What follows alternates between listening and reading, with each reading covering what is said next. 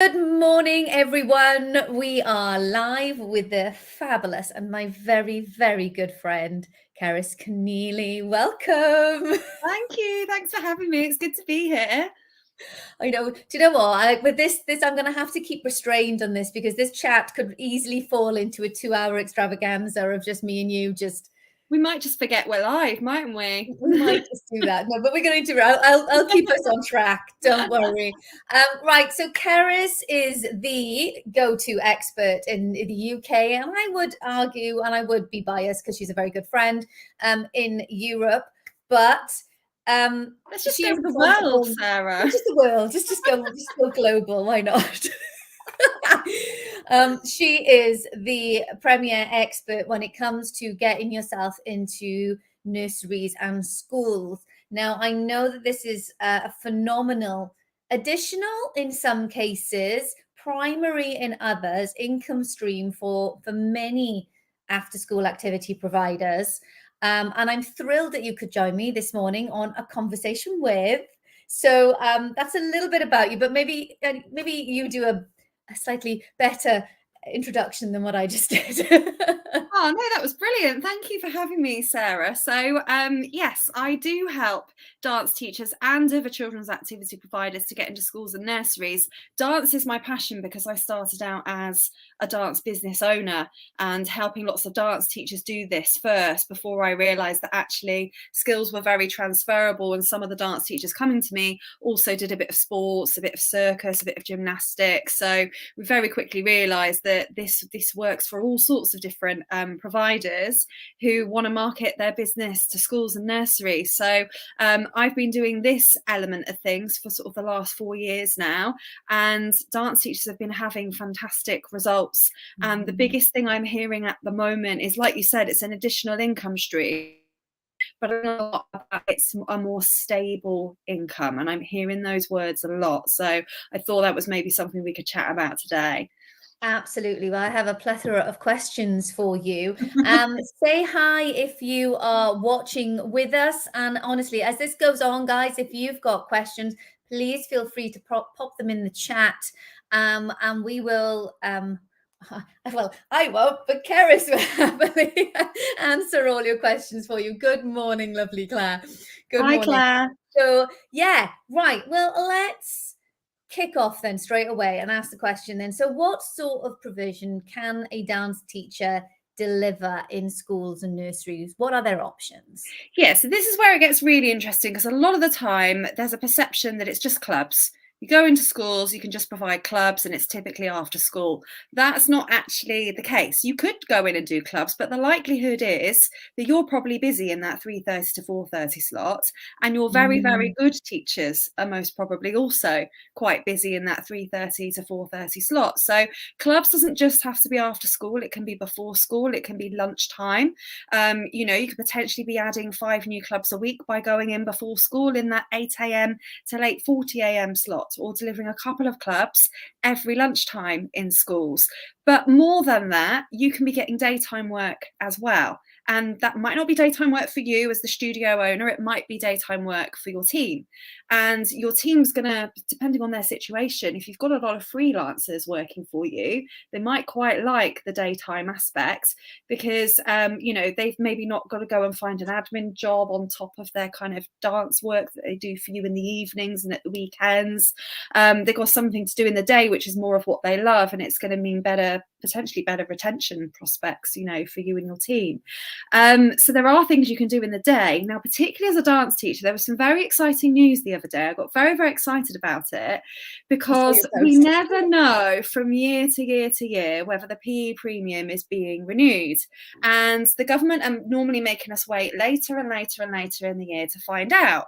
But last week, they made this announcement, happened to coincide very happily with my PE premium masterclass that I was running that day, which was Right. a complete coincidence because normally, probably the earliest they normally let us know is July. Sometimes it's been as late as September. But they've let us know that PE premium in primary schools in England is being renewed for at least another 2 years. And the schools get £16,000 per annum, and they are looking for Each school. alternative per school Plus, it's actually more. So the bigger the school, the more children that are on roll, they also get £10 per eligible pupil as well. So long as there's more than 16 children in the school, which most likely there are, there will also be this additional £10 premium per child, plus the initial 16,000. Wow. That's every year. And yes, it's all PE. So yes, it's sports, it's gymnastics, it's other types of physical activity. I've got a lot of yoga providers kind of getting into schools at the moment through PE Premium as well. But dance is such an underrepresented subject on the curriculum. However, it is on the curriculum. It does have to be taught. And primary school teachers are not all specialists in dance. They need you. It. They need you guys. And I only remember, because I was a primary school teacher, and when I did my 4 years teacher training, I only really remember having 1 or 2 days of dance, which was fine for me because I'd always danced all my life. I think, You were lucky. I was speaking to a teacher the other day who had 1 hour in 4 years. Is that it? 1 hour? 1 hour of dance in 4 years of training. Yeah. I went, you are having a Yeah. giraffe. Yeah. And for people that aren't from dance backgrounds, what are they expected to do? They don't have the confidence, they don't have the knowledge, and they don't have the skills, you know. And so they need dance specialists to come in and show them how it's 100%. done.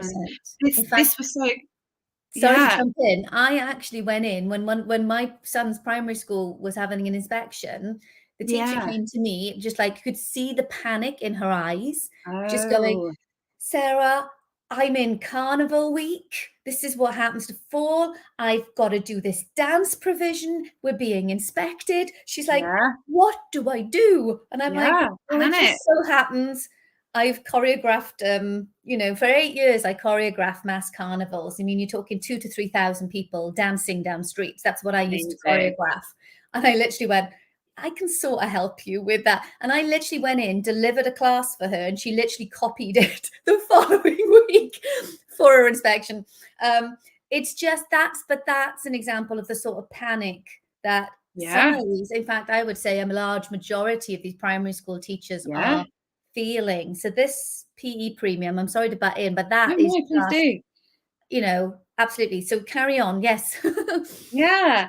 And so that's just an example of how they can fund you to get you in during the school day. If you are supporting and involving the least active pupils, which you as a dance teacher, you will be, because there will be children that are typically not sporty. That's what I used to label myself as, never picked for the netball team, but always did dance. There's going to be those children that you can support and involve to get more engaged in PE, but through the medium of dance. And also it's the teacher element. If the teachers can come in and learn from you in some way, that's a more sustainable use of them investing in you, because potentially when teachers are more confident, they can teach better on the curriculum. Doesn't do you out of a job necessarily. It's a way in, it's a foot in the door. For me, I used to find that maybe schools would fund me for a year, and after that they'd say, well, we've got to go and spend our funding on hockey next year, Cerys, sorry, but we love you, the kids love you, so how about you put on a club and the parents can all pay. By that point, I had a captive audience because all the children in the school had seen me for PE lessons. Now they were all coming into my dance club, and it was the most profitable club on the timetable. So there's always that tendency. I think people say, oh, I don't want to upskill the class teachers because won't that do me out of a job? Actually, it's just a really good foot in the door to kind of embed yourself in the life of the school, so when they think about doing other dance related projects, you're the one they think about, you're the one they get in. So that's a really strong avenue for dance teachers getting daytime work right now, whether it's yourself or your team. And this PE premium, is it all of the UK? Because I know sometimes Wales and England. Unfortunately, it is England, and it is years 1 to 6 in primary schools. But I know, Sarah, you were brought in at one point, weren't you? For I can't remember what it's called in Wales. There was like a performing arts fund or something like that brought you in to schools. Can you remember what that was? I think you just went in for a day or two. Yes. Now, I don't know the name of it. I'm going to have to go and research it because it was one of the primary schools. They had a specific project. It was under the sea, and they brought me in. It was video and dance combined because it was still the parents weren't allowed to do it. Last year I went in and did carnival with them again. And Nice. it was the same pocket of money that they used. They There we applied are. for it and they had about £1.5 grand to £2 grand. Yeah. It allowed me and an assistant, paid for assistant, to go in and do a specific project-based, subject then. Yeah. And it paid for all my prep, any tech stuff, and like the video in one that I had to do, any props that I had to bring in, it literally paid for the works.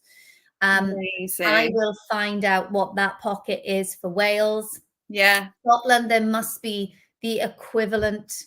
There must be, surely, Yeah, because well, all we're the very devolved arts nations based. have got like Sport England, Sport Wales, Sport Scotland, and they all Mhm. sort of fund grassroots activities and they provide grants in the community. So potentially you could go and bid for some funding that you can provide as a community project, because schools Mhm. are centres of the community. So that could potentially be an angle. But of course, all schools have got their own budgets anyway, and it's just about how they prioritise that.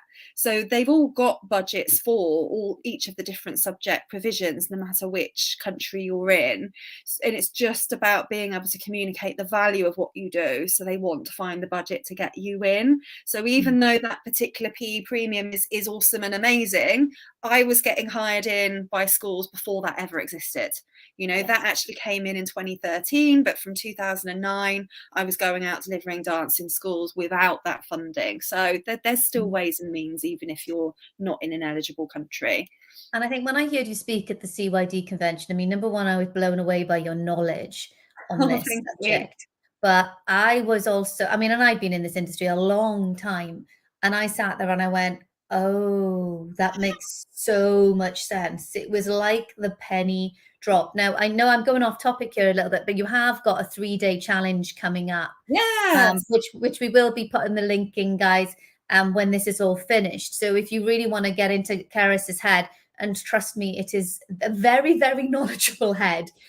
Because I mean, I sat there, I was taking photos for it at the back, and I was like, oh my God. I was like, if I wanted, I don't want to get into schools and nurseries. That's not on my agenda. Fair But if enough. I wanted to get into schools and nurseries, I would have had about 10 pages of notes, because I was just like, gold happening here. So she's got this challenge coming, guys, which we can tell you all about in a bit. But so why?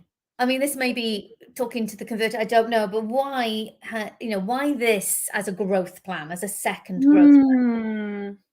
I think it's such an untapped resource of income for so many. You actually work in schools, or whether you want your team to do it, or whether you just want to use it as kind of almost an additional marketing strategy in a way, for your dance school. It's one of those things where once you do a good job, or once your teacher does a good job in a school, you can expect to be there for a very long time. Once they know they can rely on you, it's more plan? helpful to them to be able to sign over a portion of budget to you, or to say to the parents, this club is going to run until at least the end of the year or whatever. It's far more consistent and predictable that way. And there's two different ways a school or a nursery might pay you. One, they might pay you from a fund, like, for example, the PE premium, or some of a budget. There's PPA cover for teachers as well, where Mhm. class teachers need non-contact time to go and do their planning, preparation and assessment. So it might be that they get you in under their staffing budget, and do it that way to cover a teacher for an afternoon or something like that. It's so much more predictable when a school or a nursery is paying you a set fee per session, and they're not charging you for the venue. So if anyone's been feeling a little bit disenchanted by class numbers dropping, hall hire, venue hiring rises increasing, you won't get that when a school or a nursery is paying you per session. So the income is a lot more consistent and stable for that reason.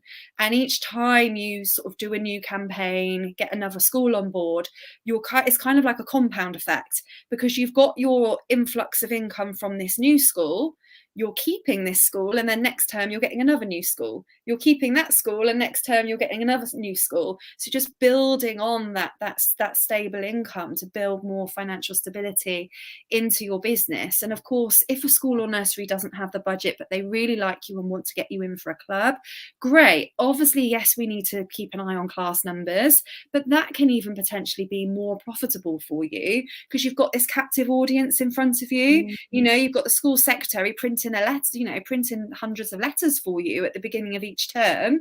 Every new school year, there's a new intake of children. So you haven't really got to worry about this constant, oh, I've got to keep posting in Facebook groups, I've got to get my flyers out there. Not sure if my poster's been torn down. There's like none of that, because you know that it's in the school's best interest. When you are paying them venue hire, which is often cheaper than hiring the community centre or something like that, it's in the school's best interest to help you market that class.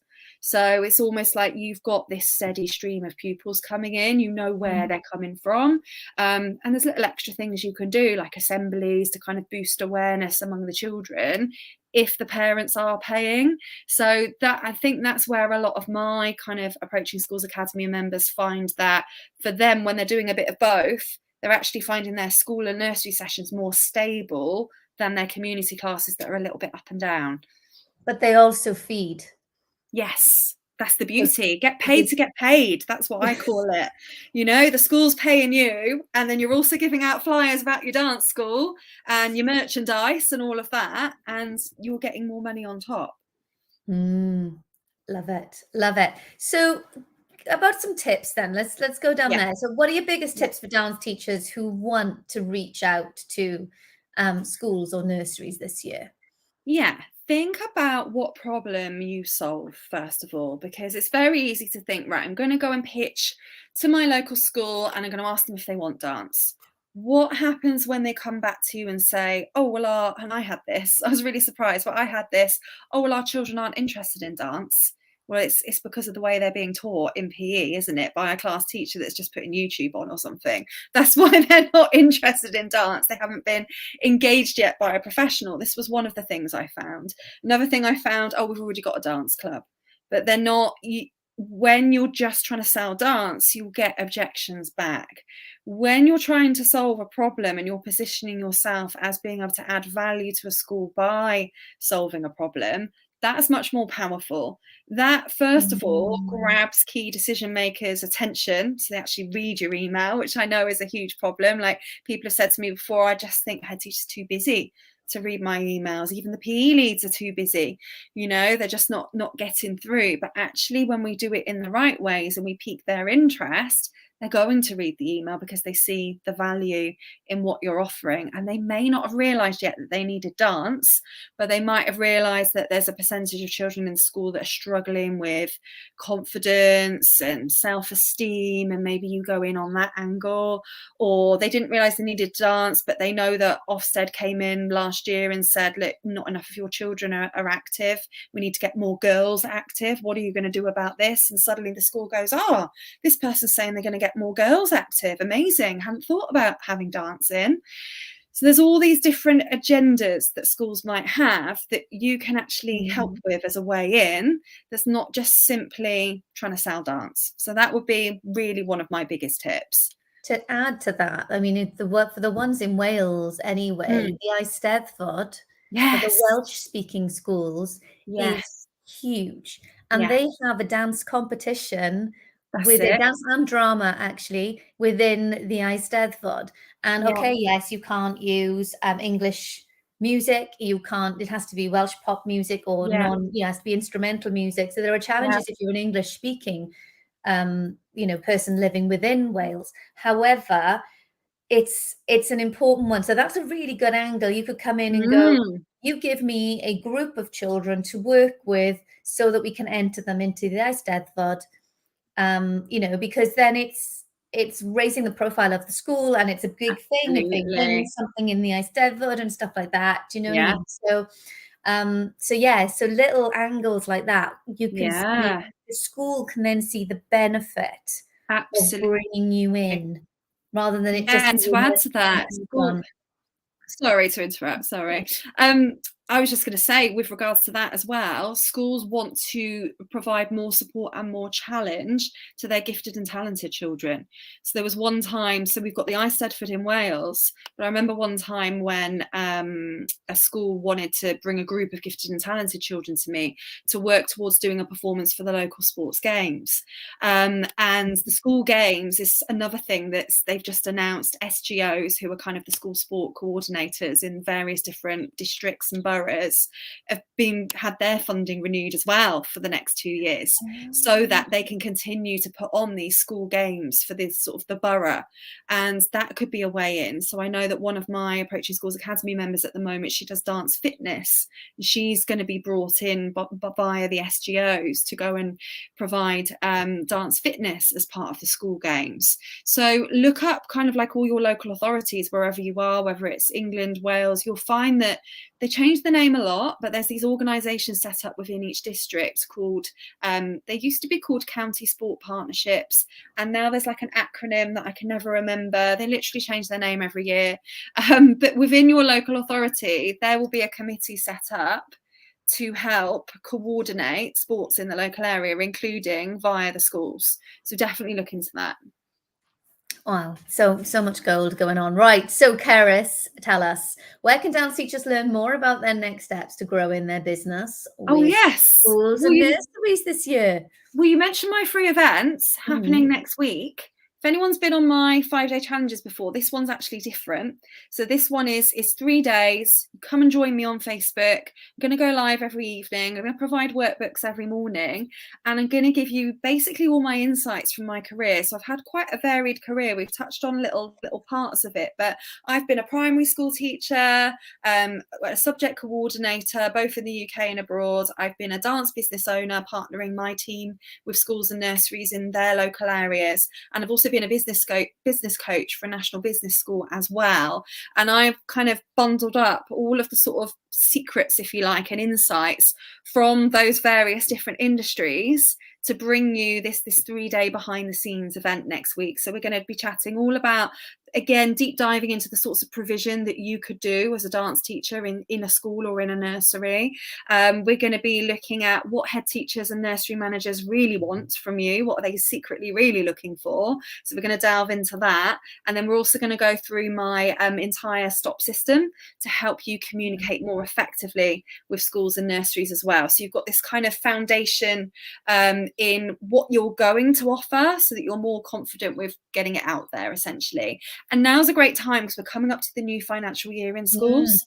So when they all come back after Easter, they've all got more money to spend. So so it is a good time to be thinking about getting into your local schools and nurseries. So Sarah, you've got the link for my 3-day event to post later. So do come back and check the comments, everybody, and have a look and get yourself registered. There is also an opportunity, if you do register for my 3-day event, which is happening on Facebook next week, there's an opportunity to come and meet me and Sarah in person, because I'm going to be giving away a Club Hub ticket.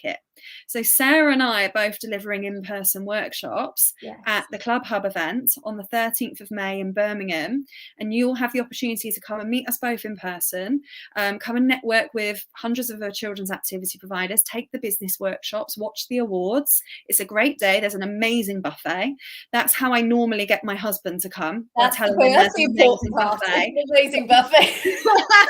But because he's not coming this year, you get to be my +1. So somebody will be doing a prize draw, and one of the people that register for my 3-day event will get my +1 ticket, and you get to meet us both, 2 for 1. I need to do that with my +1 because I don't think my husband's coming either. So right, so I might steal that little prize draw idea for the +1, Cerys. But all right, guys, if you've got any questions for the fabulous Cerys while she is here, I was just looking for my link. Will those, because you go live in the evening and a lot of our teachers obviously teach in the evening, it'll be on replay, obviously. Good question. Yeah, it will all be on replay for the week, so you can watch it at your own leisure. And you get to ask questions in advance. So if you know you're not going to be able to attend live, you can still get your question answered. You can just listen back to my answers. Perfect. Perfect. So any questions for Cerys? They're all quite quiet today. They're all a bit like, oh my God. I tell you what, though, it is, the possibilities are incredible here. They Yeah. really, really are. And I think that's what, listening to you with this, the convention and stuff, I was like, wow. It was like fandom. It's just But such an yeah. untapped source of income. It really is, you know. Mm, I mm. think this is the year to do it. If you're thinking it's on the horizon, this is definitely the time to do it. Somebody's saying, can we have a link to my Facebook page? Actually, yeah, if you register via Sarah's link, you'll get a little note in Messenger with links to my page and things like that, so you can come follow me as well. Perfect. There we are. We'll drop everything in on the comments as well, and I'll be doing a couple of extra posts as well so that you guys can pick it up. Thank you, Tiny Toes. Oh, hello. Always inspired by you both now to take action. Exactly. Take action. Like, honestly, take Cerys's course. I guys, I know it's just me sitting here. It sounds like maybe I'm blowing hot water, but I literally stood there at the convention. Like, I've known Cerys for a long time, and I've known she's knowledgeable. But then you hear her speak, and then you just go, guys, what does this woman not know? I think that's the next know. Don't make question. me do maths, Sarah, or anything like that. Sorry? I said, there's lots that I don't know. Like, don't make me do mathematics or something like that. Like, I know my subjects. What's the meaning of life? Yeah. Let's just hone that in. Okay. Yeah. She knows her stuff when it comes to all of this, guys. She really, really does. So I will drop all the links in. If when you're watching this in replay, because I know a lot of you do this, hashtag replay. And if you have any questions, you can either tag me or Cerys, and we can jump back in after the fact and help you out. So that's not a problem. I hope you have enjoyed our little conversation with. I come every month with a different conversation with, and it is just really chilled and lovely. Thank you so much, Cerys, for joining me today. It's been an absolute pleasure. You're welcome. Thanks so much for having me. Okay, take care, guys. Speak to you soon. Bye. Bye.